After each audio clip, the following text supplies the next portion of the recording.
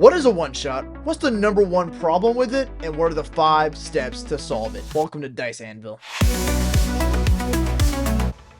Let me paint you a picture. You've been playing your campaign with your friends for the last 3 years, and you start to feel less and less excited about playing. You can tell your DM is putting less work into it, and you realize that you're experiencing burnout. Let me paint you another picture. You just finished watching an awesome movie. Let's say it was a Western, and you feel very inspired to play in that same setting as a TTRPG, only you're playing in a medieval setting game. They haven't invented guns yet. You can't be a gunslinger with no guns.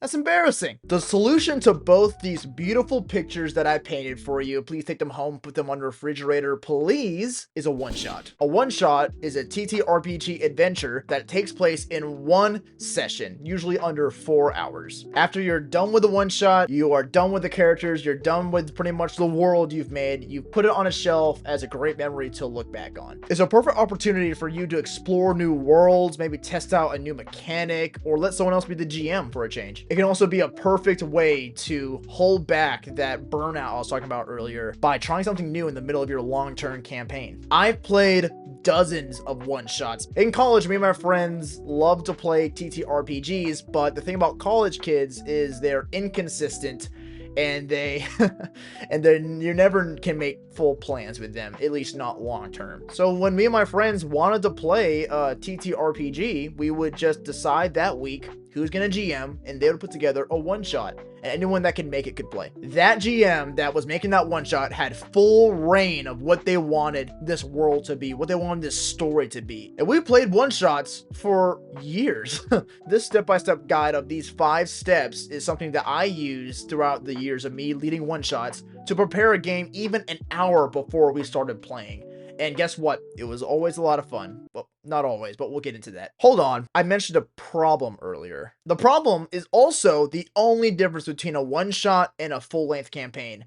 Time. There have been so many nights when I'm GMing a one-shot and I realize that we're about to run out of time, but they're not even halfway through the game. This, of course, led me to rush the whole session to get to the end or just abandon the rest of the story altogether. And let me tell you something, nothing is worse as a player as when you're not able to have that satisfying ending to what you spent your entire night working towards. That's why it's so important for you to follow these steps so you can make a full and fun one-shot for you and your players to enjoy. Step 1, pick a setting. You can have a lot of freedom with this one. The first thing I want you to do is pick something that you think is really cool or you think would work really well as a TTRPG scenario. The first one-shot I ever ran was with my brothers, and they never played RPGs before this. So I had to pick a setting that I knew would hook them right away. The setting I chose was Star Wars because I knew they knew what it was, I knew they loved it, and I knew I'd have fun leading a game in that setting. Also, little tip,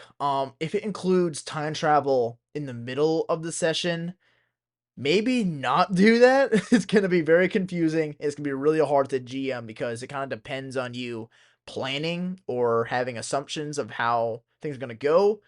And that's really hard to do with time travel. So maybe keep that out. Step number 2, make the objective. Decide what your players are going to do during this session. And this should be able to fit in one sentence. Examples could be escape the prison, protect the prime minister, or for my brothers, kill Luke Skywalker. You may be tempted to expound on this objective or make it more complex or add other story plots or other side quests or don't do that. It's not gonna work. Do not write this scheme that's been happening underlying all the other things going on. And when they discover that, oh my goodness, there's so much more to this story, it's not gonna pay off because they're never gonna get to that. And if you do, don't reveal it to your players 5 minutes before the game ends, because I've done that and they were like, well, what the heck? So what we did kind of meant nothing? And I'm like, a little bit? Not having a clear objective can lead to a bad ending, which leads me,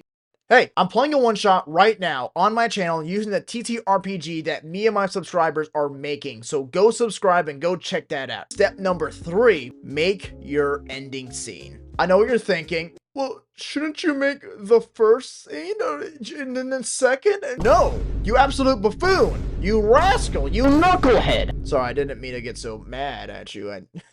I just don't like it when you question me. The ending is by far the most important part of this story. It's the climax of the story, the part that your players are gonna remember after tonight. You need every moment in this game to point to that scene and making it feel as awesome as possible. Imagine you're watching a movie and the epic final battle was wrapped up in a montage or maybe 2 minutes of fighting the villain before he conveniently blows up so that the movie can hurry up and end. I need more time.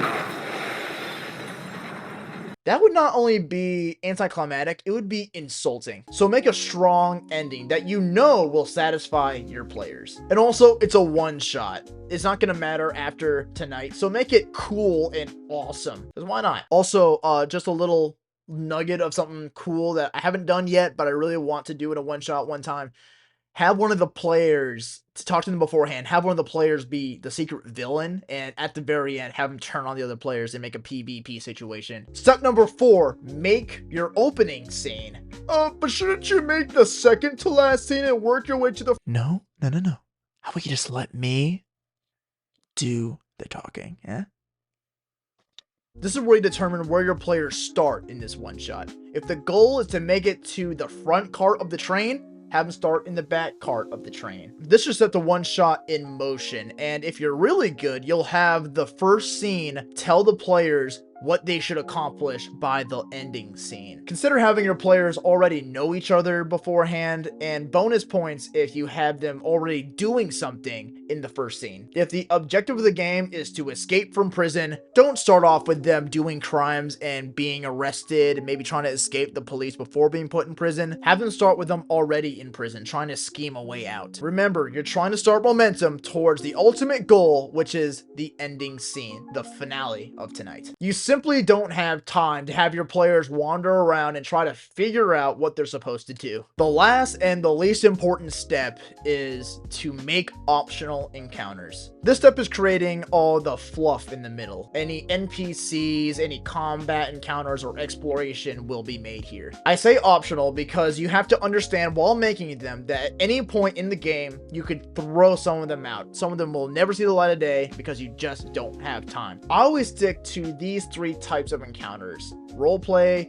combat, and exploration. So an order of a typical one-shot could look like this: an opening scene, exploration, combat, roleplay, final scene. If each of these events lasts 30 minutes, then you'll be playing your one-shot for 2 hours and 30 minutes. If you're doing good on time, save any time extra you have for the ending. It's better to end 10 minutes early than to feel rushed to conclude your story. I highly encourage UGMs and players that when it's around 30 minutes in a single scene, you acknowledge that, okay, time's up, we have to move on now. This is so you keep momentum and you keep the story going, because time is fleeting and coming for us all, engulfing us in emptiness and cold, unforgiving, unrelenting eternity of the universe that does not care how quirky your NPC is, or if your players want to explore the last room of that dungeon. Time is on its way forward. It will trample you and your players and anyone you love, and there's nothing you can do to stop it. That's what this video is about. Thank you so much for watching. Please like and subscribe, and leave any comments down below what you think. I'm sorry for calling you guys names earlier. I didn't mean that. Just please like and subscribe. I didn't mean it.